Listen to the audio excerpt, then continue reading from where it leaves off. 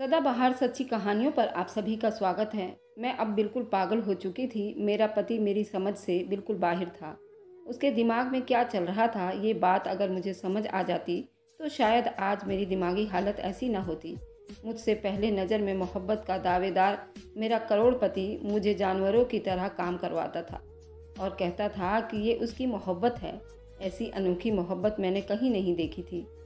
ना सिर्फ काम करवाता था, जबकि रोज़ एक नया जोड़ा कपड़ा पहनाता था। फिर उस जोड़े का घर से गायब हो जाना। मेरे पति की ये आदत तो मेरी समझ में जब आई, जब तक बहुत देर हो चुका था।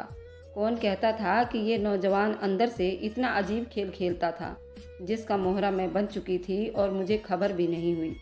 उस करोड़ों की जायदाद के पीछे मुझ जैसी एक आम देहाती लड़की का हाथ क्यों मांगा होगा, ये बात मुझे खुद भी मालूम नहीं था। फिर अचानक ऐसा हुआ कि जिसे जानकर मेरे पैरों तले से ज़मीन निकल गई थी। मेरा नाम सुषमा है। मेरी उम्र लगभग 20 साल की होगी। मेरे घर में एक मैं और मेरी माँ पापा के अलावा एक छोटा भाई भी था।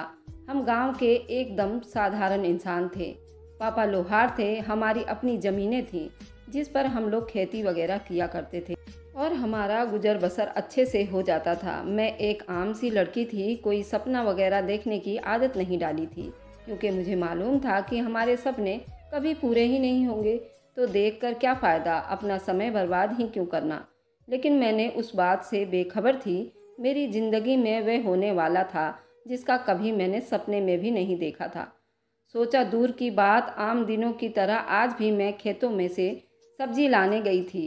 घर से निकली थी जब एक तेज़ रफ्तार गाड़ी मेरे पास आकर रुक गई थी और धूल उड़ाती थोड़ी दूर पर जाकर रुकी। मैंने अपने ध्यान में आगे बढ़ गई थी जब एक हैंडसम जवान मेरे पास आया था।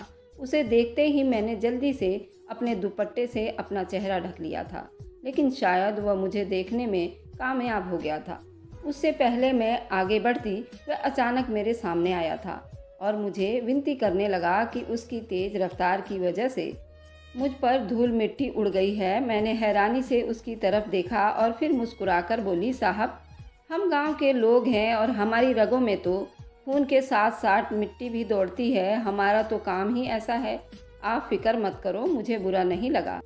चलती हूँ। उससे पहले मैं आगे बढ़ती, वह एक बार फिर मेरी तरफ बढ़ा था और ज़रा सा झुककर मेरी आंखों में देखा था। एकदम अपनी आंखों में एक चमक लिए मुझे धन्यवाद करते चलता बना था।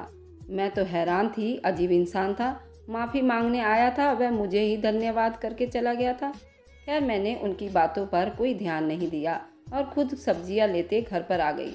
लेकिन आते हुए भी आस पड़ोस के सभी लोग मुझे काफ़ी हैरत से देख रहे थे। कुछ मुझे देखते ही आपस में बातें करना भी शुरू कर चुके थे। न जाने अब उनको कौन सी खबर मिल गई थी जिसको ये मिर्च मसाला लगाए बातें करने वाले थे। मुझे क्या इस तरह देख रहे थे। उन्हीं सोचों में घर में घुसी तो घर का अजीब सा माहौल था।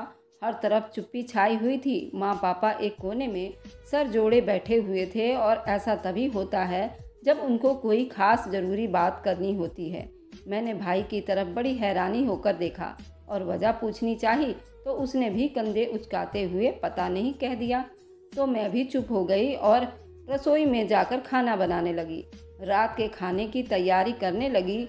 अब उन सब बीच में जो भी खिचड़ी पक रही थी वह तो सामने ही आने वाली थी। मैंने जैसे ही काम से फ्री हुई तो माँ ने इशारा से मुझे अपने कमरे में आने को कहा, जहाँ पर पापा पहले से ही थे।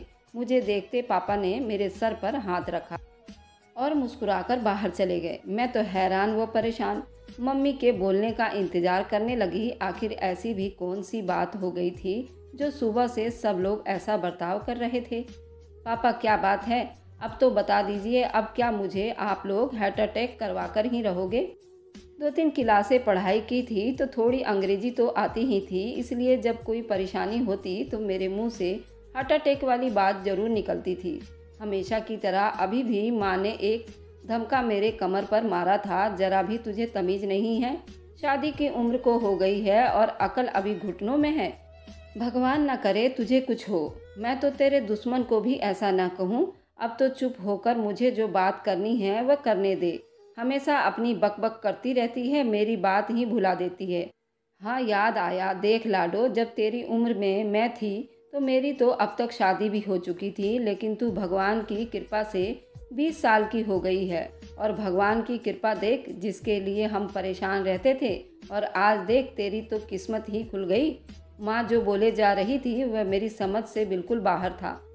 माँ क्यों पहेलियाँ बुझा रही हो? अब तो बता भी दो, अब क्या हुआ है? मुझसे और सब्र नहीं होता। माँ की बात मैंने बीच में ही रोक दी और बोल पड़ी थी। माँ ने प्यार से मेरे सर पर हाथ फेरा और बोली, तेरे लिए रिश्ता आया है माँ, लेकिन इतनी की भी क्या जल्दी है? मैं अपने घर को छोड़कर इतनी जल्दी नहीं जाना चाहती थी, इसलिए माँ को कह दिया, देख सुषमा, अभी तू जानती नहीं रिश्ता किसका आया है, इसलिए ऐसा बोल रही है। लड़का बहुत अमीर है, शहर में रहता है, उसे गांव की सीधी सादी लड़की से शादी करनी थी। वह अभी तक कुंवारा है, तो बस ऐसे ही गांव आया हुआ था, लेकिन उसकी कहीं पर तुझ पर नज़र पड़ गई तो तुझे पसंद कर लिया, इसलिए पता करवाते करवाते घर तक पहुंच गया। देख तू हाँ कर दे, क्योंकि तेरे पापा और मुझे लड़का बहुत पसंद है। माँ ने हाँ कहा और खुशी से निढाल से हो रही थी। फिर मैंने भी ना करने के बावजूद भी अगले रोज़ सादगी से मुझसे उस शहरी बाबू से शादी कर दिया गया और मैं विदा होकर उनके घर से आ गई। मेरे पति का कहना था कि उससे दहेज में कुछ भी नहीं चाहिए, अच्छी पत्नी मिल गई है, इतना ही काफ़ी है। मुझे उसके किसी भी बात पर ऐतराज़ नहीं हुआ, लेकिन कुछ कर भी नहीं सकती थी, क्योंकि वह अगले रोज़ मुझे अपने साथ ले आया। लेकिन उसका घर तो वाकई बहुत महल जैसा था। मुझे इतनी बड़ी कोठी में, लेकिन मेरे पति ने मुझे पूरा घर नहीं दिखाया। कहा अब सुबह घर आराम से देख लेना, और मुझे कमरे में ले आया और बेड पर बिठाते हुए मुझे इंतज़ार करने को कहा। थोड़ी ही देर बाद कमरे में आया तो उसके हाथ में एक नया जोड़ा और साथ में एक दूध का गिलास भी था। उसने वह जोड़ा मुझे पहनने के लिए दिया और जो ही बाहर आई तो दूध पीने को कहा। जब मैंने दूध पिया तो उसमें से बहुत तेज़ खुशबू आ रही थी, जबकि पिया तो किसी फ्रूट का टेस्ट भी हुआ और मैंने सारा दूध पी लिया। उसके बाद अगली सुबह जब मैं उठी तो पति ने पहले ही एक और नया सूट निकाल रखा था और मुझे कहा मैं अपना जोड़ा बदल लूं। मैंने चुपचाप से वह जोड़ा पहन लिया और चली गई। जब वापस आई तो पति ने नाश्ता बनाने को कहा। मैं कमरे में बाहर आई, लेकिन घर तो मुझे पूरा नहीं दिखाया था, इसलिए पति से रसोई का पूछने के लिए दोबारा कमरे में आई तो वह कुछ सामान पन्नी में डाल रहा था। मुझे देखते ही घबरा गया और जल्दी से पन्नी बिस्तर के नीचे छुपा दिया। मेरे पास आया और कहने लगा, प्यारी पत्नी, तुम्हें तो मैंने नाश्ता बनाने को भेजा था ना, क्या नाश्ता बन गया? वह इतने प्यार से बोला था कि मुझे समझ नहीं आया कैसे बताऊं। अगर पता होगा कि रसोई कहाँ है तभी तो बनाऊंगी। असल में मुझे पता नहीं है कुछ भी, कौन चीज़ कहाँ पर है। आपने ही तो कहा था कल घर दिखाऊंगा, इसलिए मैं घबरा गई और जल्दी से उसे जवाब दिया, रोहन कहीं नाराज ना हो जाए। अरे तुम इतना घबरा क्यों रही हो? आओ मैं दिखाता हूँ, ये सब तुम्हारा ही तो है। फिर उसने मुझे पूरा घर दिखाया। घर वाकई ही बहुत प्यारा था। मैंने जल्दी से पराठे और अंडा बनाया, साथ में चाय बनाकर उनको खिलाने लगी थी और मुझे देखते ही एकदम खड़े हो गए। फिर हमने नाश्ता किया। इस बीच काफ़ी बातें भी कर चुके थे। तभी उन्होंने बताया कि मैं उनको उसी दिन पसंद आ गई थी जब मैंने उनको देखकर अपना चेहरा छुपाया और उनकी शर्मिंदगी को अपनी बातों से कम किया था। उन दिनों में जितना मैंने अपने पति को समझी थी वे काफ़ी अच्छे साबित हुए थे। वे रोज़ मेरे लिए नए नए कपड़े लाते और साथ में और भी चीज़ें लाते। आज तक मैंने अपना एक पुराना कपड़ा दोबारा नहीं पहना था।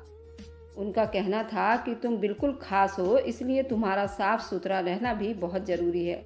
मैं उनकी बातें और हरकतें देखकर मुस्कुरा देती, खुद पर नाज करने लग जाती कि मेरा पति कितना चाहने वाला है। मैं अभी अभी नहाकर फ्री हुई थी जब पति घर पर आ गए। मुझे 2 किलो स्ट्रॉबेरी लाकर दी, साथ में नया सूट भी पकड़ा दिया। आज पूरा दिन तुम ये स्ट्रॉबेरी खाओगी और उसे ख़त्म करोगी, ठीक है ना? वह 2 किलो स्ट्रॉबेरी थी, मैं कैसे खा सकती थी, लेकिन फिर भी मैंने हाँ कह दिया था। थोड़ी थोड़ी देर में खाती तो ख़त्म हो जाती, लेकिन सूट देखकर मैं हैरान हो गई थी और कहा, अरे भाई, अभी तो नहाकर सूट पहना है, कल ही तो आप लेकर आए थे। लेकिन पति ने कहा, अभी जाओ और जाकर ये सूट पहन लो। कल वाला जोड़ा, मैंने कहा ना रोज़ नया जोड़ा पहनोगी। पति ने थोड़ा डांट कर मुझे कहा, और दूध पकड़ा दिया। मैं बहुत हैरान होती मैं जोड़ा लेकर बदलने के लिए चली गई। जब बाहर आई तो पति ने पानी लाने को कह दिया। कमरे में पानी था लेकिन फिर भी बाहर से लाने के लिए बोला कि मुझे ठंडा पानी पीना है। मैं चुप हो गई और पानी लेने चली गई। मैं यही सोच कर रही थी कि वे इतनी अजीब हरकतें क्यों कर रहे थे। अगर एक सूट दोबारा पहन लिया तो क्या हो गया? पहले तो मैं 4-4 दिन एक ही सूट पहनती थी, तो अब क्या समस्या है? क्या उनको मुझ में से बदबू आती है या बात कुछ और है? यही सब सोचते सोचते मैं जल्दी से पानी लेकर जो ही कमरे में आई तो पति ने जल्दी से मेरा वही वाला जोड़ा जो अभी अभी उतारा था उसे लपेट कर एक पन्नी में डाल रहा था। मैंने गिलास उनकी तरफ बढ़ाया तो वे एक घूंट में पीकर वहीं रख दिया और पन्नी को साइड में रखते हुए मुझे अपने पास बुलाया। देखो सुषमा, मुझे नहीं पसंद तुम 2 दिन तक एक ही जोड़ा पहनो, और ये बात मैंने शादी के रात ही बता दी थी। तब तो तुम राजी थी, तो अब तुम्हें ऐसे ही करोगी तो मेरा गुस्सा तो जायज़ है ना। कोई गलत काम करने को तो नहीं कह रहा हूँ ना। सफाई तो अच्छी बात है। अब चलो मेरी एक और बात सुनो।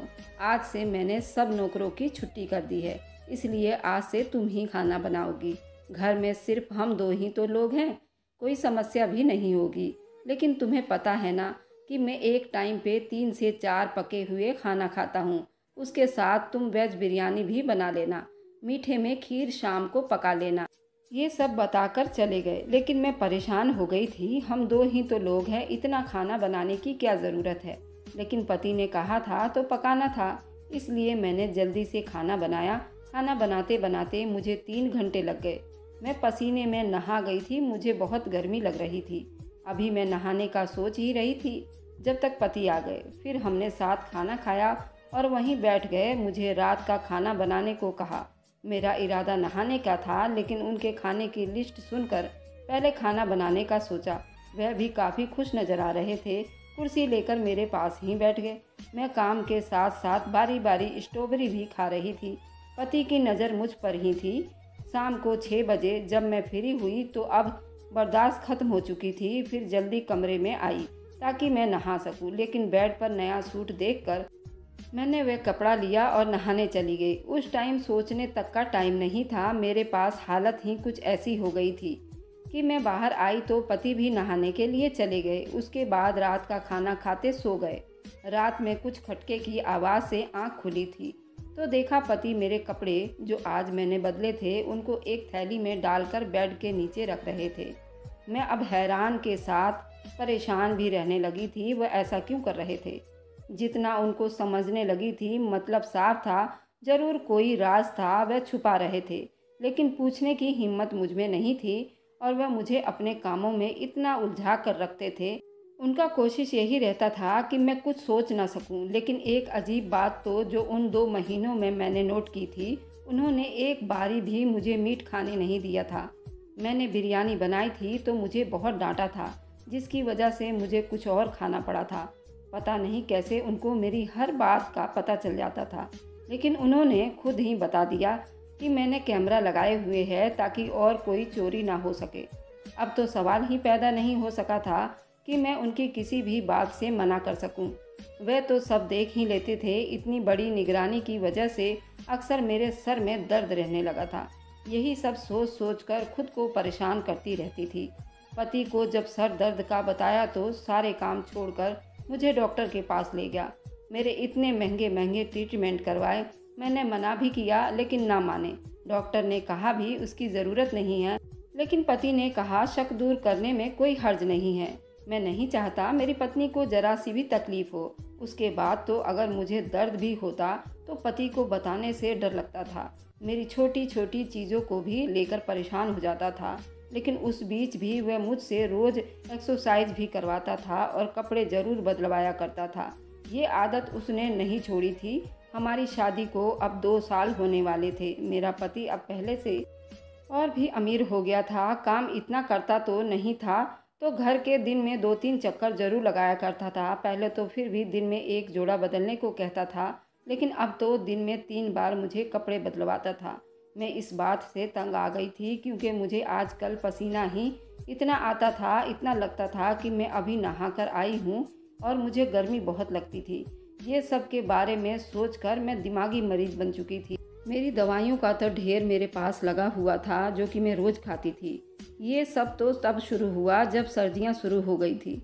अब तो पति ने घर के सभी नौकरों को छुट्टी दे दी थी। मैं सारा दिन काम करती रहती और पसीना पानी की तरह बहता रहता। एक बार नहाने का सोचकर जब नहाती तो मेरे पति आकर हीटर चालू करके मुझे एक कमरे में बंद कर देता। जब मैं गर्मी से बेहोश होने लगती तो कहता, कपड़े बदल लो, पसीने की बदबू आ रही है। सिर्फ इतना ही नहीं था, जब जब कपड़े बदल कर आती तब तक 2 किलो कोई ना कोई फल ले आता। कभी अंगूर, कभी आलू बुखारा, कभी अमरूद तो कभी अनार। इन सब चीज़ों के लिए तरसते हैं और ये सब करके दिमागी मरीज बन गई थी। अब मैं सोचती थी कि उससे तो मेरा गांव ही अच्छा था। वहाँ मौजूद मिट्टी का मकान था जहाँ काम करने के बाद ठंडी हवा सुकून देती थी, और यहाँ तो सर्दियों में भी गर्मी का माहौल रहता था। मेरी तो अब बस हो चुकी थी। मुझे रोज़ कमरे में बंद कर हीटर चलाया जाता था। अब मैंने सोच लिया था कोई बात नहीं मानूंगी। अगर ऐसा ही चलता रहा तो बहुत जल्दी मैं दम घुटने से ही मर जाऊंगी। आज जब कमरे में बंद हुई तो हीटर ख़राब कर दिया, लेकिन पति ने जल्दी ही नया हीटर मंगवा लिया। अब मैंने एक आइडिया सोचा था और एक बूढ़े नौकर जिनको मेरे पति ने नौकरी से निकाल दिया था, उसने कहलवा कर उससे कैमरे खराब करवा दिए। पति को पता भी नहीं चला हमारी चालाकियों का। अब मैं कुछ भी ऐसा नहीं करूंगी, लेकिन मुझे अब पति का राज जानना था, जिसकी वजह से मेरी हालत मरने वाली हो जाती थी और मेरा पति मुझे मरने भी नहीं देता था। अगले रोज मैंने अपने कपड़ों की जगह काम वाली की बेटी का सूट रख दिया। पति वह सूट लेकर रात को ही घर से निकल गया। मैंने उसका पीछा किया तो वह एक फैक्ट्री में घुसा और वहां जाते मेरे सूट एक बड़ी सी लोहे की मशीन में डाल दिया। उसके बाद न जाने और क्या क्या डाला कि थोड़ी ही देर बाद वह एक अजीब सी पदार्थ दवाई तैयार हुआ, जो बहुत सारी बोतल में मशीन के जरिए भरा जा रहा था। जब मैंने एक शीशी उठाकर सूंघी तो वह खुशबू थी। अब मुझे कुछ कुछ समझ में आ रहा था। मैं एकदम से पति के सामने चली गई तो पति ने मुझे देखते ही घबरा गया। उसने मुझे डांटा और कहा वहाँ से भेजना चाहा, लेकिन वहाँ बहुत सारे मजदूर काम कर रहे थे। लेकिन मैं भी ना गई और उससे सच बताने को कहा, नहीं तो मैं उसे छोड़कर चली जाऊंगी या फिर अपनी जान ले लूंगी। ये सुनते ही पति डर गया। उससे उम्मीद नहीं थी कि मैं उसे ऐसा भी कहूँगी। देखो सुषमा, तुम मुझे छोड़कर मत जाना और मरने का तो सोचना भी मत। मैं तुम्हें सब सच सच बताता हूँ। तुम आओ यहाँ कमरे में। पति ने घबराते हुए मुझसे विनती की, लेकिन मैं ना मानी। बिल्कुल नहीं, यहाँ सबके सामने ही बात होगी, वरना मैं अभी तुम्हें छोड़कर चली जाऊंगी। तब तो मेरे पति ने परेशान होकर बोलना शुरू कर दिया। मैं शादी नहीं करना चाहता था। मुझे बहुत पैसा कमाना था। फिर मुझे तुम मिली। तुमसे मुझे एक अजीब और बहुत अच्छी खुशबू आई। मैंने फैसला कर लिया तुमसे ही शादी करूंगा और मैंने इस पर काम करना शुरू कर दिया। मैं तुम्हें रोज़ एक नए कपड़े पहनने के लिए देता था कि तुम्हें पसीना आए। उसके साथ मैं तुम्हें खुशबू वाले फल और सब्जियां भी खिलाता था। मैं बहुत खुश था। मेरा आइडिया कामयाब हुआ था।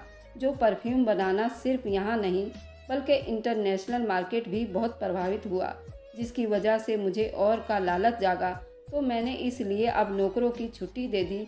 मुझे जितनी कामयाबी मिलती जा रही थी और पैसे की चाह भी बढ़ती जा रही थी। फिर इस बीच सर्दी आ गई तो मेरे दिमाग में हीटर का ख्याल आया। मैं सर्दी में तुमसे काम करवाता, बस बाहर आंगन में रखता। जब सर्दी लगे तो कमरे में बंद कर देता। मेरा हर तरफ से फ़ायदा हो रहा था। मैं बहुत खुश था। इस बीच तुम बीमार पड़ती तो मेरी बिल्कुल जान ही निकल जाती। अगर तुम्हें कुछ हो जाता तो सारी मेहनत खराब हो जाएगी। इसलिए मैं बच्चा अभी नहीं चाहता था। अगर बच्चा हो जाता तो भी तो तुम बिजी रहती और मेरे बिजनेस में लॉस हो जाता। क्या पता बच्चे के बाद पसीने की खुशबू में बदबू फैल जाती। इसलिए मैं उसकी भी दवा खिलाता रहता था। देखो आज हम अमीर है, इतना पैसा हम दोनों का है। अब तुम्हें पता चल गया तो मिलजुल कर बिजनेस चलाएंगे। अब अपने पति की बातें सुनकर मेरा तो दिमाग चकरा गया। माँ बाप को तो मैंने पहले से ही बुलवा चुकी थी, साथ ही पुलिस को भी बुलवा लिया था। एक अच्छी भली लड़की को शादी के बाद दिमागी मरीज बनाकर छोड़ दिया था और अपने कारोबार की लालच में उसने मेरे प्रेगनेंसी की भी दवा खिलाई थी। उसके खिलाफ मुझे दिमागी मरीज बनाने के जुर्म में गिरफ्तार कर लिया। बल्कि मैंने डिवोर्स का नोटिस भी दिया और अपने माँ बाप को भी दोषी कहा।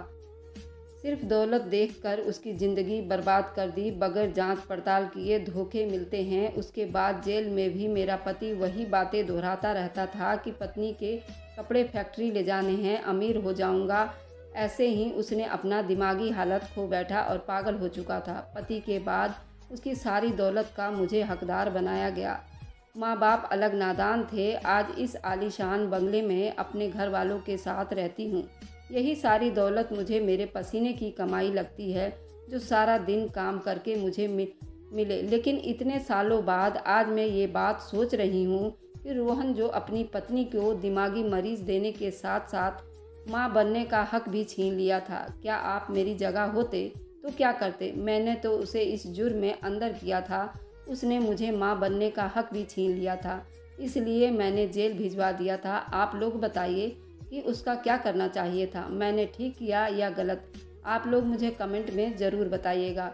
Thanks for watching. Like and subscribe.